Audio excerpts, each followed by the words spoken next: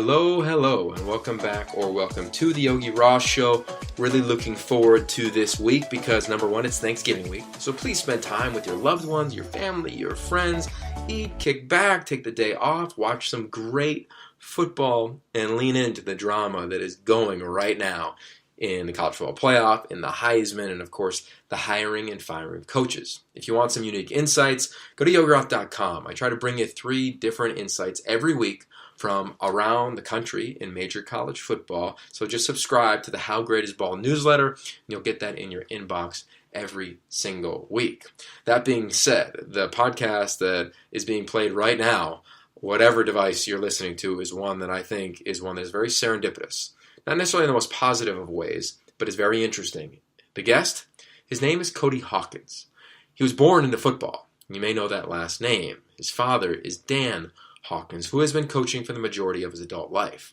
And while coaching football is Cody's profession now as the wide receiver coach at UC Davis, just like his dad, it does not define him.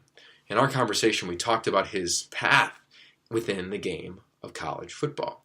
Now, if you didn't know this, Cody played for his dad at Colorado. He played quarterback. He had some amazing highs, and they had some difficult times. Towards the end, Cody's father got let go. Cody was still on the team, had to play with an interim head coach. Very much like what is happening this week. Mike McIntyre has just been released of his duties, and his son Jay McIntyre is a wide receiver on that team. So it was just one of those things that just tied up in a very interesting way. Now Cody, he's going to take you inside the mind of a 22-year-old senior whose dad just got let go. And I can remember I actually called the game on Fox. It was Colorado versus Iowa State. And Cody Hawkins absolutely goes off. Ends up becoming the Big 12 Offensive Player of the Week due to his performance. And he talks about the emotions of that game, running out of the tunnel, and what it's like to be one of these student athletes who has a persona, has a spirit, but when things aren't going well, sometimes just people look at you as a jersey number on the field. So he'll dive into that, and he'll also talk about the one thing that I think he and I definitely have in common, which is the travel bug. And anybody who's traveled totally gets it. With the minute you get a passport, you're like, whoa, this thing is amazing. Then when you get to a foreign land, you're like, oh wow, they like sport too. And you can roll out a ball and literally be connected to everybody in a matter of moments. Well, Cody had the ability to not only travel, but roll out a football. He played international football. He coached his own team while calling his own plays, while playing quarterback. I mean, he truly traveled and followed and chased the game that he loved. Came back to the U.S., and now he's the wide receivers coach at UC Davis. I love his story. He's a young man. I got to know when he was about 20 years old. He went through the Elite 11 process in high school, came back as a counselor, and now, of course, he's one of the top coaches in the country, and I think he's one of the brightest offensive minds. If he wants to be, he can be a head coach. If he wants to, he can travel the globe and still inspire people through play, and I got a hunch that I think he's going to do both. So here's Cody Hawkins on playing quarterback, coaching, and following football around the globe. All right, here we are with the wide receiver coach, UC Davis, Cody Hawkins. Cody, I've known you for a long time. We met when you were at Colorado. Long time. Curious if you recall the first time that we connected.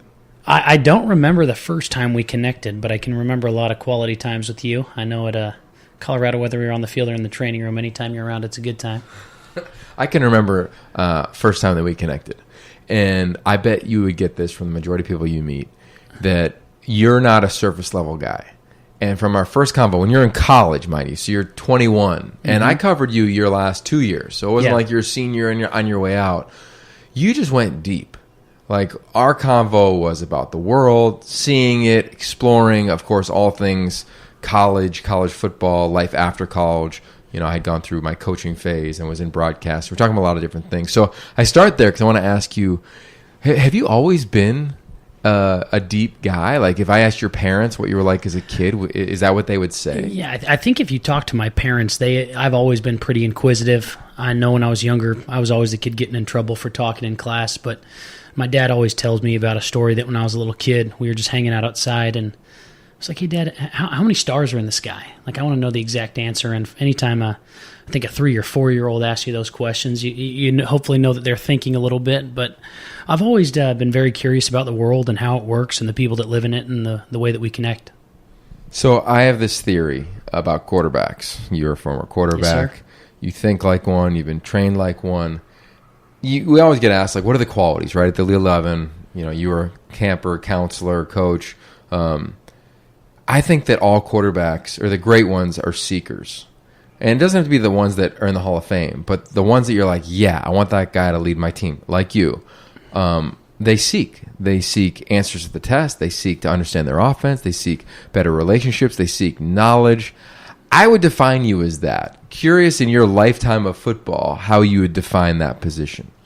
I think it is a quarterback or a leader in any organization. You do have to be very curious. I think that's the word I've always used, but you're right, just seeking is very important. It's understanding how people work and why they work and why things are the way that they are. And as a quarterback, it might be figuring out, hey, why is this smash concept great versus this defense, and why do we want to throw into pressure? It's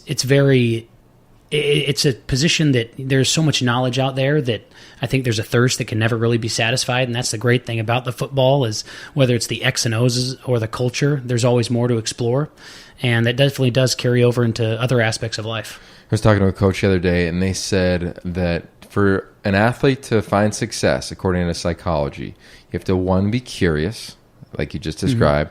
2, you have to be open, which is like, okay, it isn't just my way. But 3, you have to have resiliency, right? Bounce back quality. And what I've learned hanging out with a friend of ours, Dr. Michael Gervais, who's on this podcast as well, he's a high-performance psychologist for the Seahawks, for those that don't know him. He was talking to the Elite 11 quarterbacks this summer, and he said at the core of optimism is resiliency. And I don't know if you feel this way. I think your dad's always been known as a positive guy. I always get, Yogi's always so positive. You probably do as well. And when I heard that, I was like, oh, hell yeah. Like, I'm optimistic, but yeah, I'm resilient. So I'm wondering if you agree with that statement. Yes, I absolutely agree with it. As I'm looking up here, I know we were talking about some books earlier. I actually have a book up here called Resilience, Hard-Won Wisdom for Living a Better Life. And I do think that to be optimistic, you got to be resilient, and you got to be resilient. And I always say when I'm looking for quarterbacks that the number one attribute I always look for is toughness, right? And that's a synonym for resilience, and it's the mental toughness, it's the physical toughness, just because you're the person that is always at the center of every victory, at the center of every conflict, and you really have to be ready to weather quite a few storms. And those optimistic people, the people that you see that radiate what life is all about everywhere that they are, they're people who are able to look at every situation and understand that suffering is not an end. It's part of the journey, and they continue to go, and they understand that what doesn't kill them makes them stronger, and that every situation has a positive outcome if you can find it in your mind. Okay, so let's give some context to this interview. Okay, here we are, Season 4 of the Life with Elements podcast. This is deep dive in college football around the simple question of what does it mean to be human, right? And we just talked about elements of humanity. So let's talk resiliency for you. I remember when the heat was on, coach's kid, you're playing, team is struggling, right? Your dad gets let go of Colorado. What's it like to be in those shoes? Because everybody had an opinion, or does have an opinion when we see that scenario, which happens a lot, whether it's a coach's kid and they get promoted, which you've been a part of. My best friend, and Brennan Carroll, Pete's son, and his other son, Nate's the receivers coach. We see it a lot. But I'd love to hear a first-person take of what that was like looking back on your experience in college. My experience at college was amazing, and I'm sure a lot of people wouldn't use that word, but when I say amazing, I really was just in awe of all that I learned and all the people that I was able to interact with.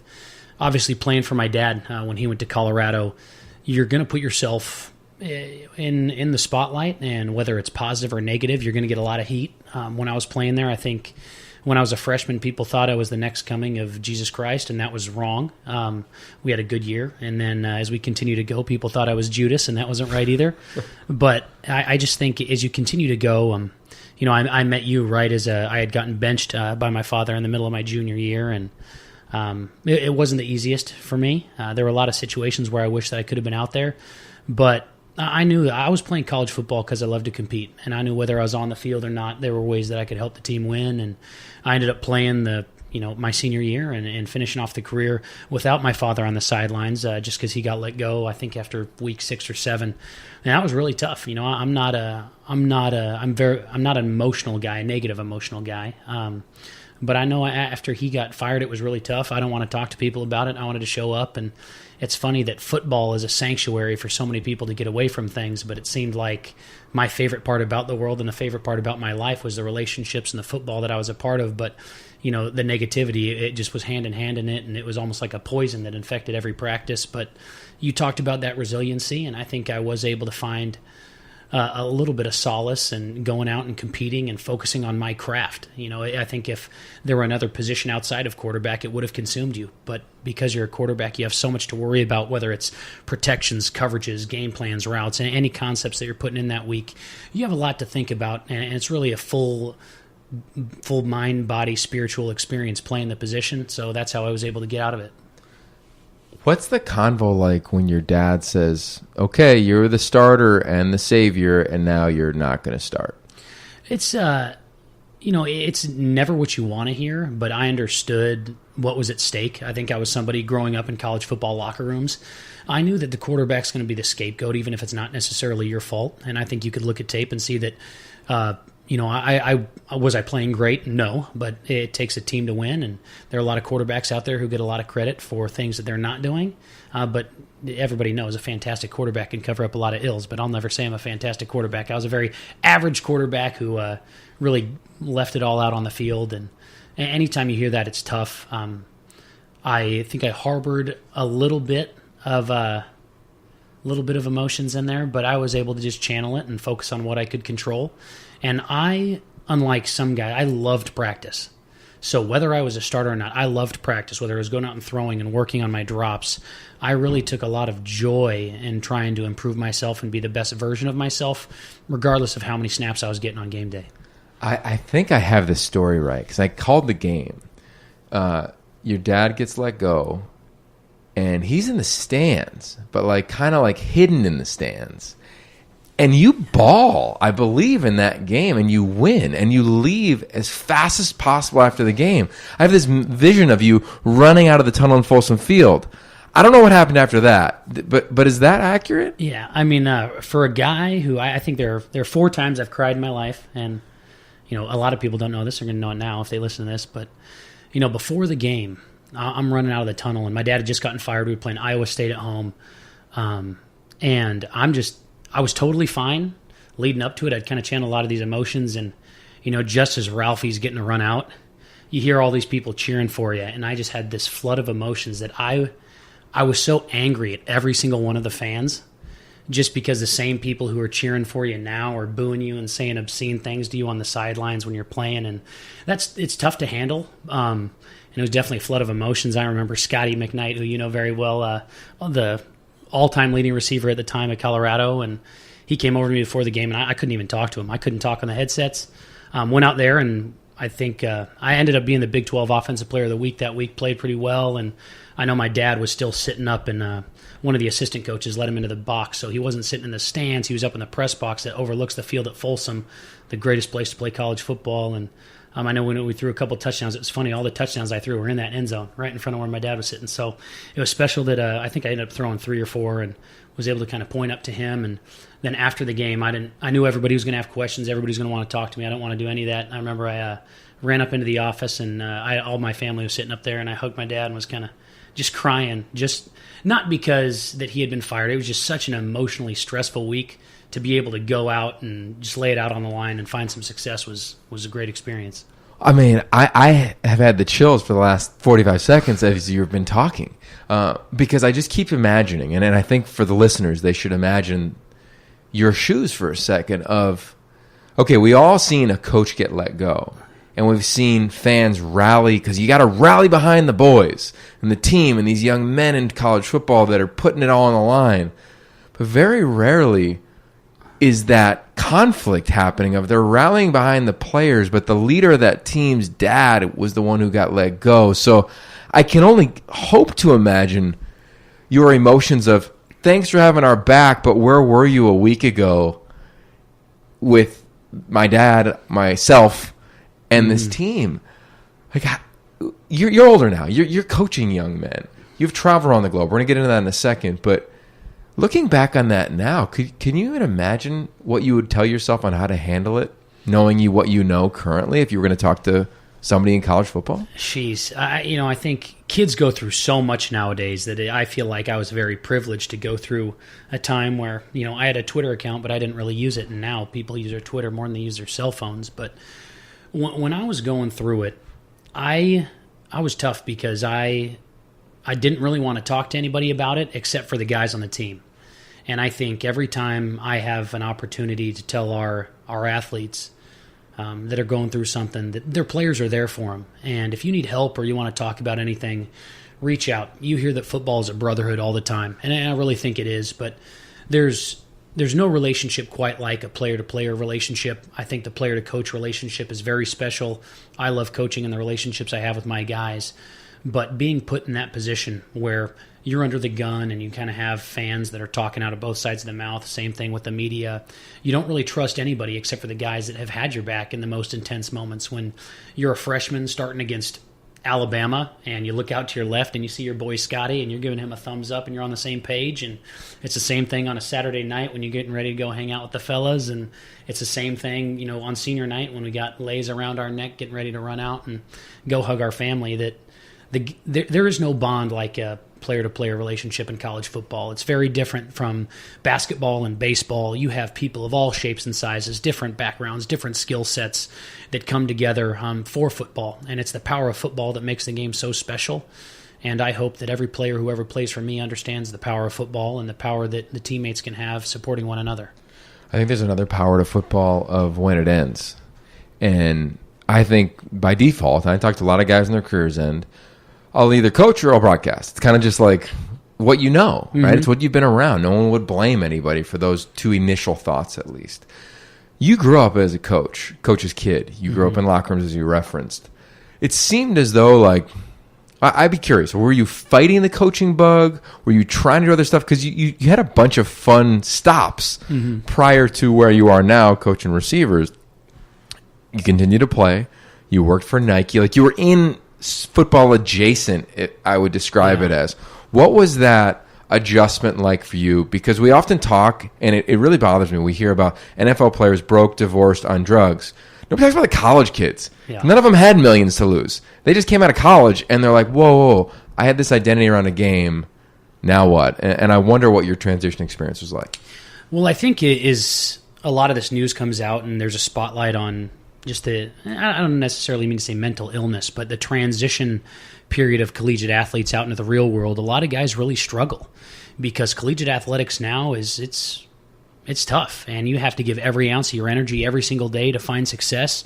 And when you create this identity as an athlete for so long, all of a sudden there's this cliff that nobody really prepares you for. And I know that as a coach, people talk a good game about how they're preparing people for life after football, but I'd always thought I was going to be a coach. I always wanted to be a coach, and when I kind of came to the end and saw some of the stuff that was going on with my staff, and you take a staff that had been very, very successful somewhere else and was kind of getting drugged through the mud. Not necessarily. I mean, I get it. It's a win-loss game, and that's the name of the game. You got to play by the rules. But there were a lot of good families that were affected in a negative way by a lot of things that I felt were almost out of their control. Because it takes a whole program. I mean, everybody says it takes a village to raise a child. It takes an entire community to have a successful football program.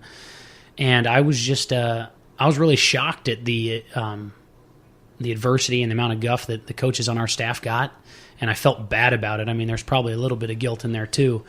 But I knew that if I couldn't guarantee success by college football standards, which meant winning X amount of games, that I wanted to find my own definition of success. And that was taking the power of football, the things that I loved, and really trying to explore what else was out there. So when I got done with football, I wanted to play as long as I could.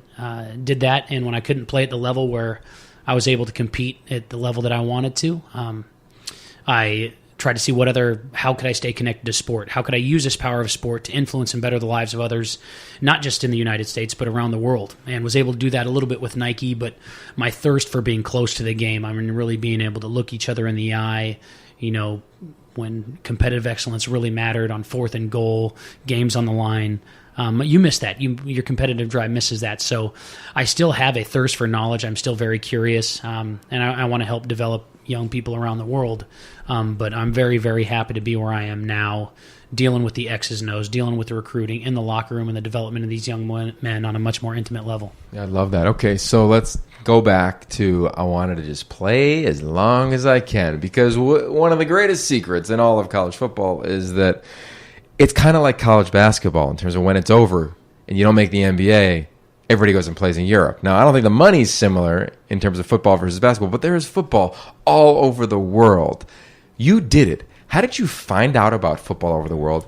And what did you do? Because it wasn't like you just played quarterback. You got to call plays. I'm so curious about that world, and I think our listenership, as they dive into this game, is like, whoa, you mean there's football in Japan and Brazil and Amsterdam? What's the world like, and what did you do? The world is an amazing place, and using football to see it is the best thing that's ever happened to me, outside of my family. But when I was playing in college, obviously as a senior, I'm an undersized guy and knew I wasn't a prototypical NFL guy. And a lot of people say, hey, well, you're the same size as Russell Wilson. Well, I ain't running a 4.5 on any day, any point in my life. But the NFL lockout was the year that I came out, so I knew I probably wasn't going to get drafted, and if I got into a camp, I might have a day or two, just have a cup of coffee. And really at the time, the atmosphere in Boulder for me, I just kind of wanted to get out. So I talked to a couple teams in Europe. Robert Tucker, who's the defensive coordinator here at UC Davis, had played in France and had always talked to me about the opportunity to play overseas. And Taylor Bennett, who's actually now, I think he's running for Congress in the state of Georgia. He played quarterback at Georgia Tech with Calvin Johnson, and when Paul Johnson went there, he ended up going to Louisiana Tech for his senior year. But my father had recruited him at Boise, and he had told me that you really need to go play in Europe if you get the opportunity. So I explored that and went overseas, and man, it's an experience just because people don't know about football overseas. There are actually 72 countries that have government-sanctioned federations are exclusively devoted to American football, and it's not a big deal. But you know what? If you play soccer here in the United States, you're not an asset in any other country because they're all in. Whereas if you use American football as a tool to travel, people in Australia, they want the goods. So if you come from an authentic American football background in the States, people will fly you there, people will take care of you, but it's not the travel that's amazing. It's the opportunity to cultivate these relationships and see a culture firsthand that has really been the best part of it. So, I did play overseas and played with the U.S. men's national team, with USA Football, was in the CFL for a training camp, and then I got let go before I jumped into the Nike boat. But, man, it was an eye-opening experience that really changed the course of my life. 72 countries? Like where? 72. Everywhere. I mean, I was just texting with a guy from Cameroon. There's a federation in there. Africa is becoming a hotbed for developing football. The Bahamas has a team. Japan, China has an arena league where you can actually get professionally paid to do it. They play games every year in the Philippines. And then Brazil, that's a huge hot market just because where it lies in the globe, it's still in the Western Hemisphere, so time zones make it much more feasible for people in Sao Paulo and Rio to watch NFL games. And the football there has absolutely exploded. It's funny, there's a team there they're the Locomotives. I can't remember the exact city that they're in, but they have more Facebook followers than the New York Yankees. I mean, there are a lot of people in Brazil, and it's an American football club down there. And the quality of football ranges from, the D2 level to bad high school football, but the quality of people is top notch. Okay, so what did you do, and where specifically did you play? 'Cause I feel like did you play and call your own plays? Like how does that even work? You running practice? Yeah, so I went to Stockholm, Sweden, which for people who haven't spent much time in Scandinavia, I absolutely recommend it, preferably around midsummer in June if you can. But, the guy who picked me up at the airport, Jesper Johansson, is probably the second largest man I've ever played with next to Nate Solder, who's now starting for the New York Giants after winning a couple of Super Bowls, blocking for Tom Brady, which is the only thing I have in common with Tom Brady is that we were both lucky enough to play with Nate. But Jesper picked me up at the airport, and this dude, he's 6'8", 340 pounds, and was about 38 years old. I mean, he was old. But I think when I got out to Sweden, it was a great, refreshing opportunity to share the football. I was able to call my own plays, and it's a little bit tougher to play and draw up protection schemes on the sideline. I'll definitely tell you that. It gave me a much better appreciation for what coaches go through on game day. And then over in Europe, the month of July is a really big summer break opportunity for people. So when the club leagues broke, I went and played with the U.S. national team in Austria. And that was an amazing opportunity for me to meet. I met kids from Japan, from Australia, from Brazil, from Germany that were all heavily involved in football. The international football community is a very tight-knit community where you meet one person. If you're in good with one person in the country, everybody will open the doors for you. So after I played with the U.S. team, I wanted to step up the competitive level a little bit. So I tried to go to Canada, and that worked out for a little while. Anthony Calvillo was obviously the starter in Montreal, and nobody was going to dethrone him, but I got to see what that was like, and so when my playing days did come to an end, I always had that international itch. How could I use these connections and these friendships that I had built playing overseas to be mutually beneficial? I wanted to see the world. I wanted to meet some great people, but I also wanted to show people the power of football and develop all ages. That's men and women, whether they're 35 and just starting playing football like some people are overseas, or 8-year-old flag football leagues that are popping up all over Asia and Oceania. If I could get involved and help, I believe in the power of football, and international football has allowed me to do that on a whole different level. Okay, so I was in Australia when I finished my college career. Played for the Gold Coast Stingrays. Oh yeah, all right, powerhouse. Sure. Our quarterback was 40 and our center was 18.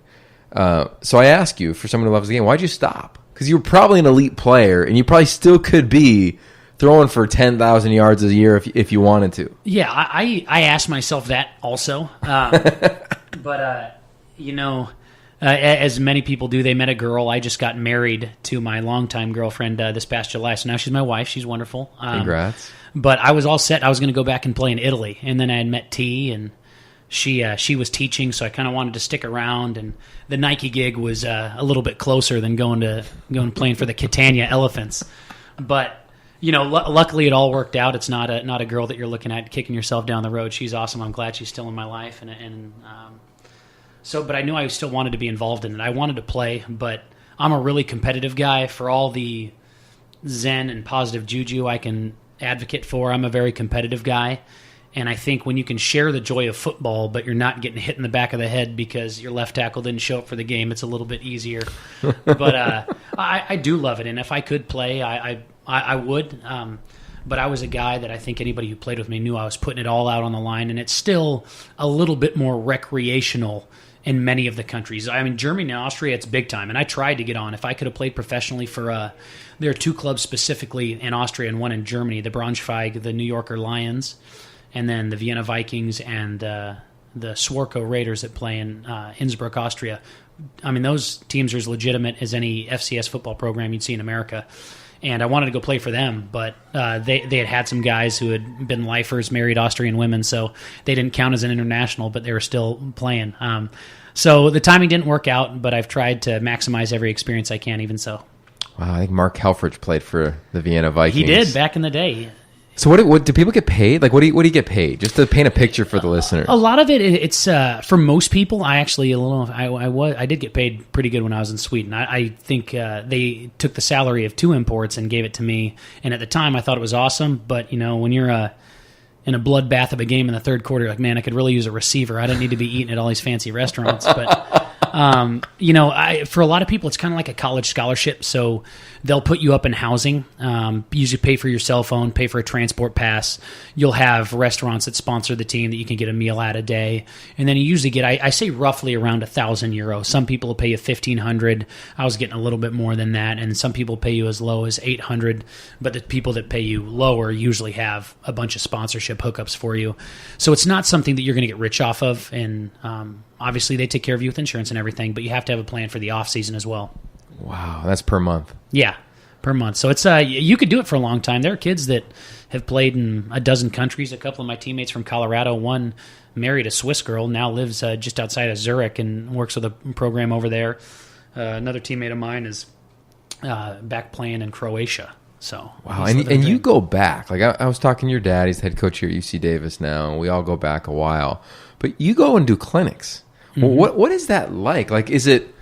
I think people would be surprised how advanced some of the football is, or is it not? Is it like you're teaching them it's 11 on 11, and this is cover 2? Or are you diving into nuances of the game?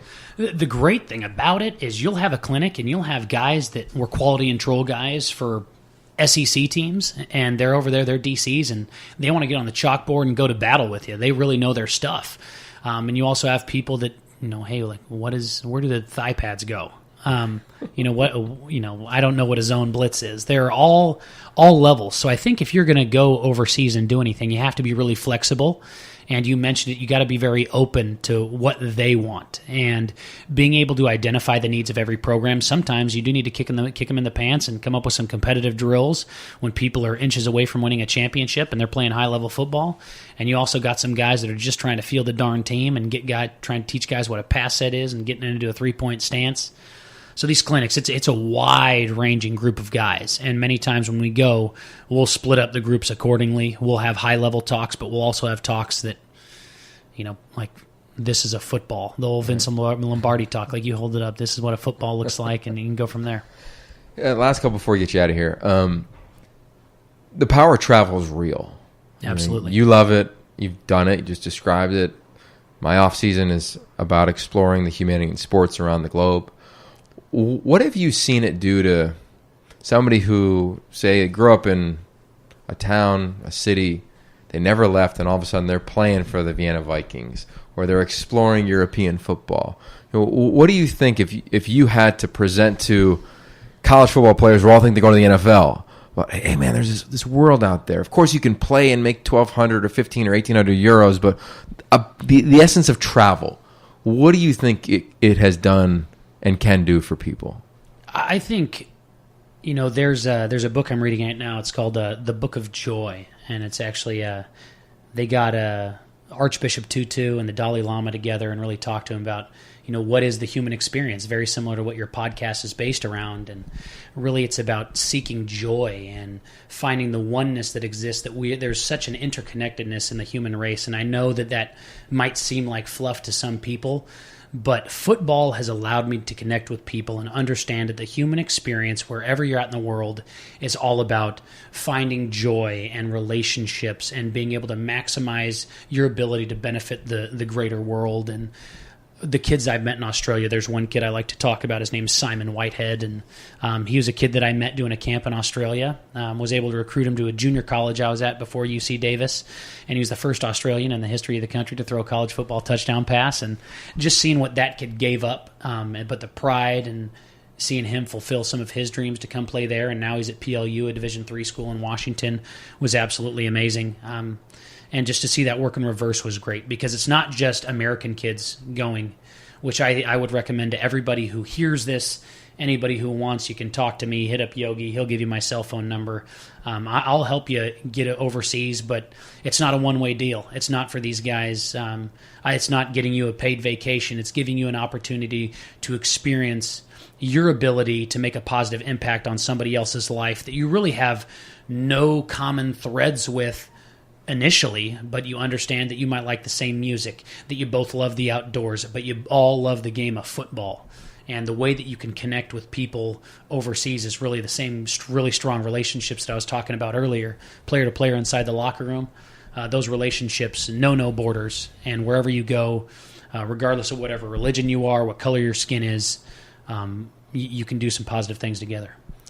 What do you think the future of football is? Football is going to be very, very interesting as it continues to go. I know here at UC Davis we try and be on the progressive end of it, whether it's concussions or hits going down the middle. We're very in tune with that, and we try and understand that we got to continue to adapt, and player safety should always be paramount. But as football goes, it's going to expand to other countries just because hopefully as we continue to do good in communities around the world and the infrastructure is there. Soccer is such a big sport because you need a ball and a chalk to draw a net on something or two cones.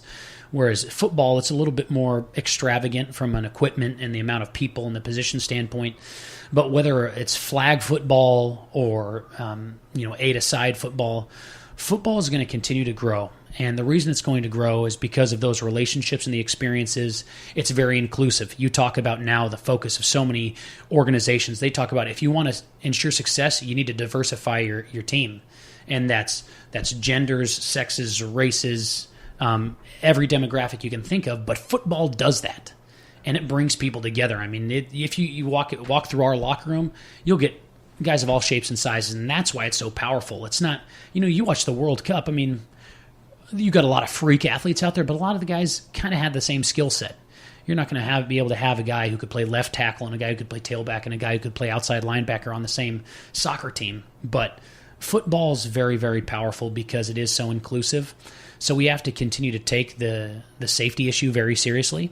But also, I think the more we can expand with people, the more media does a good job of bringing knowledge to the sport overseas, it will adapt and it will find a way because the power of football is too strong. Whether it's flag, tackle, arena, I'm not sure, but it'll be there in some capacity. You grew up around small college football, really decent-sized college football, and massive college football. Curious for you, and I feel like young coaches have this whiteboard where they put their dream jobs up there. I remember being a young coach, and everybody kind of put SC. I'd be the head coach there. You live in Southern California, you recruit to that place, and away you go. For you, do you have it? Like, is it head coach of the Vienna Vikings? Is it head coach of the Colorado Buffaloes? Is it a head coach at all? Is it the CEO of Nike? I mean, you've done so many things. Curious what you're seeking now. Yeah, I mean, I always told everybody that my dream job would be to run a nonprofit organization that ran sports camps around the world. Because even if it wasn't football, I think athletics is such an amazing tool for developing confidence and assertiveness, resourcefulness, resilience that we talked about.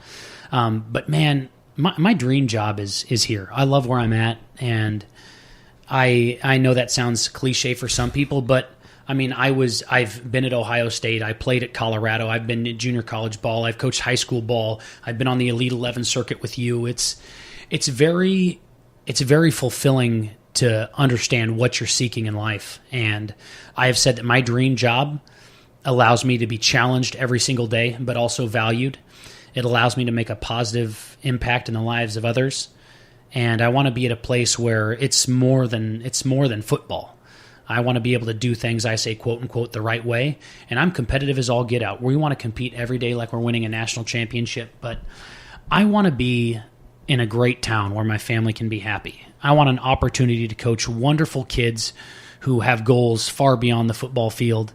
And I want to be at a place that's competitively excellent. I want to have an opportunity to win championships. I know, hey, it's great to say all these things when you're not putting up numbers. And luckily, we had a ton of success on offense last year. And this program has great tradition. And we will succeed here. And so I want to win, but I also want to be at a place where I am challenged and valued and enjoy who I'm around every single day. And we have that here at Davis. Yeah, I've been asking every guest this season about the idea of form versus essence.